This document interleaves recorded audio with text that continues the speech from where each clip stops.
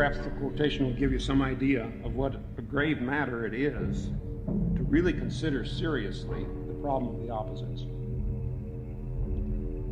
I think it can be fairly stated that an understanding of the opposites is the key to the psyche.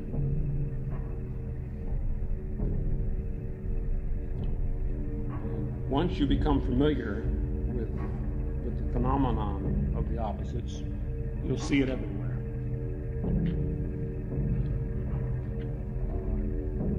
The operation of the opposites in the collective psyche is exposed to view everywhere.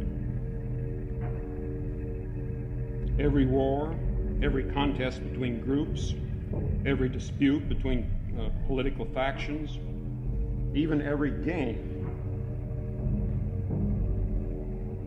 is an expression of the opposites striving towards a conjunctio. So whenever the individual falls into an identification with one side of a pair of warring groups or factions, he loses the possibility of being a carrier of the opposites. And at such times then, he locates the enemy, the contrary, the opposite,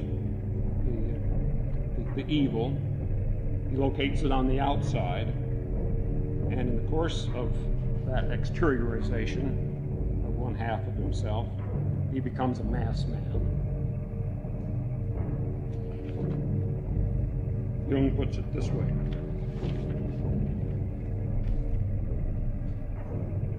This is from paragraph 425 of volume 8.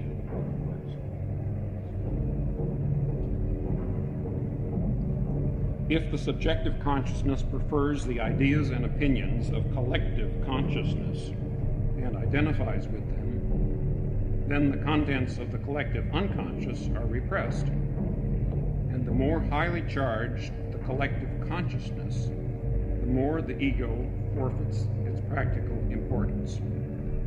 It is, as it were, absorbed by the opinions and tendencies of collective consciousness, and the result of that is the mass man, the ever-ready victim of some wretched ism.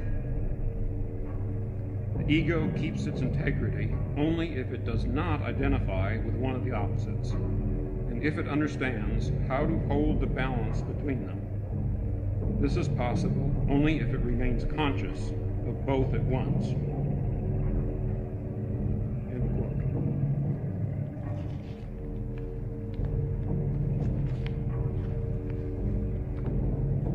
Well, let's carry it a step further.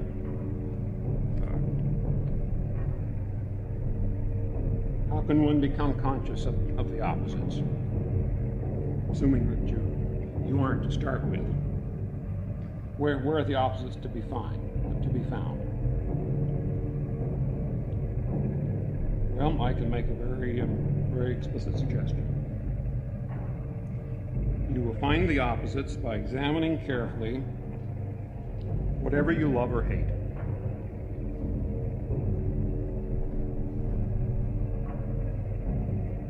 Socrates long ago said, "The unexamined life is not worth living," and that's a very apt motto for the process of individuation.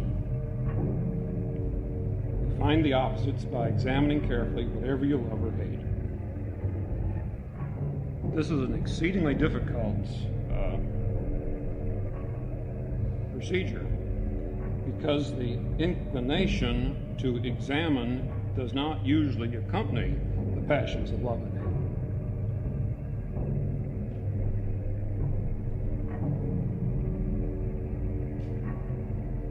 But it is in our loves and our hates that the opposites reside.